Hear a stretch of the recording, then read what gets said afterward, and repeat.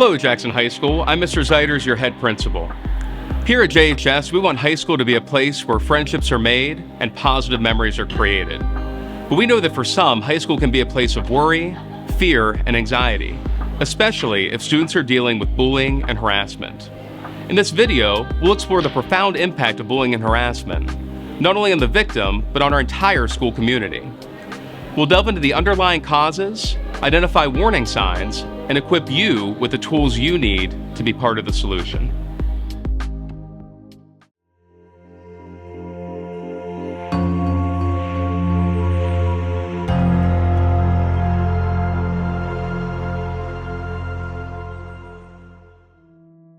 Let's first talk about what bullying really is.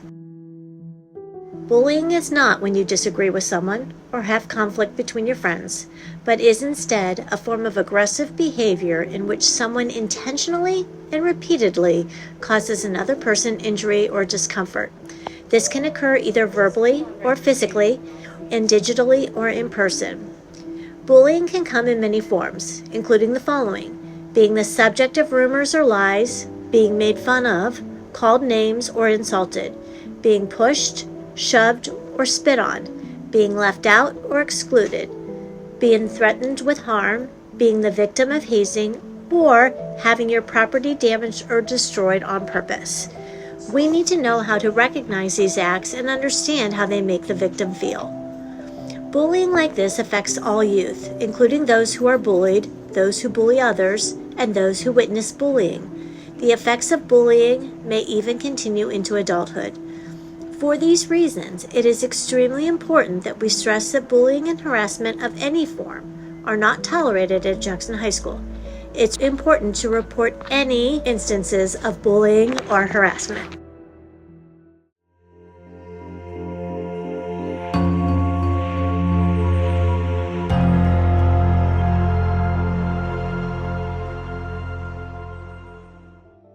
What you are about to see, a student is reporting a situation where she believes she's being bullied. She has asked the other student to stop this behavior, but it has continued for several months now. She is fed up and is starting to feel depressed and anxious when she comes to school. She feels helpless. There are a few ways to report an incident like this. First, we want to emphasize that everyone should have a trusted adult in the building. This could be a teacher, your counselor, or even a coach. But if you don't feel comfortable talking with someone face-to-face, you can always use the Say Something app, which allows you to report an incident anonymously. Please understand that the improper use and abuse of this platform can lead to disciplinary action. After talking with her parents, she has decided to report the incident to a trusted adult. As you can see, the student reports her concern to her teacher, who immediately contacts an assistant principal. Mrs. Adolph takes note of the situation and calls the student down to the attendance office later in the day. Upon arriving, the student will be asked to wait for her assistant principal, in this case, Mr. Konopik.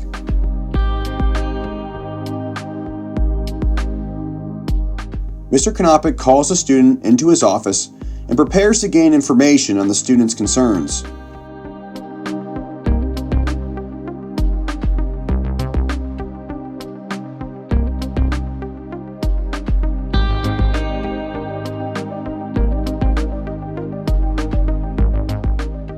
Listening intently to the student, Mr. Konopik takes diligent notes on who was involved and what might have happened.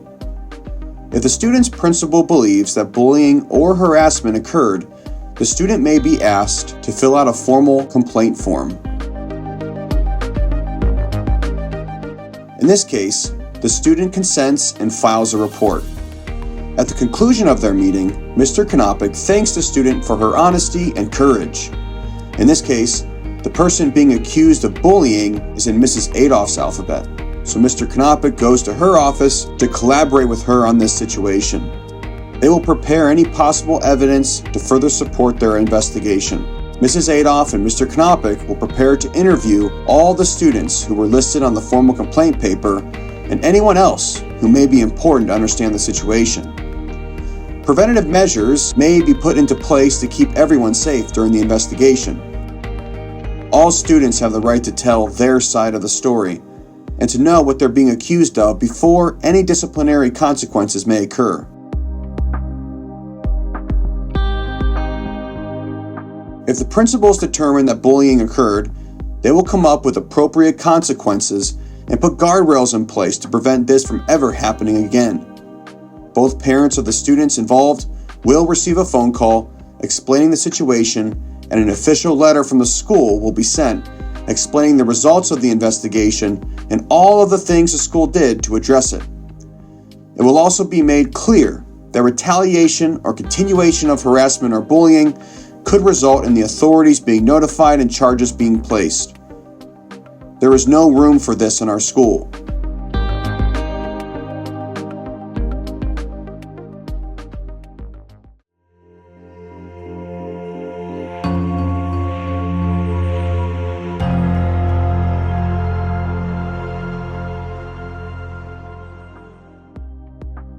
This student in question will be called into the office to discuss with her principal the consequences of the situation. Although the student takes the situation lightly, Mrs. Adolph reassures her that this is a very serious offense and that behavior like this is not tolerated.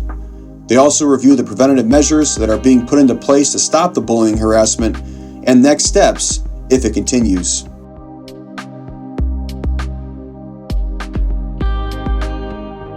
Today we invite you to join us on a journey that starts with awareness and leads to empowerment.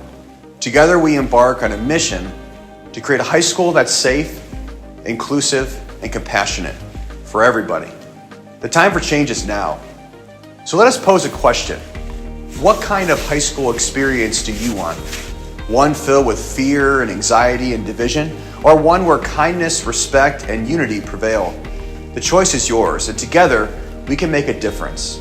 So let's roll up our sleeves, open our hearts, and embark on this important journey towards a brighter, more inclusive future. Join us as we tackle the tough issues, challenge stereotypes, and create a high school where every student feels valued, heard, and empowered. Thank you, JHS, and Go Bears.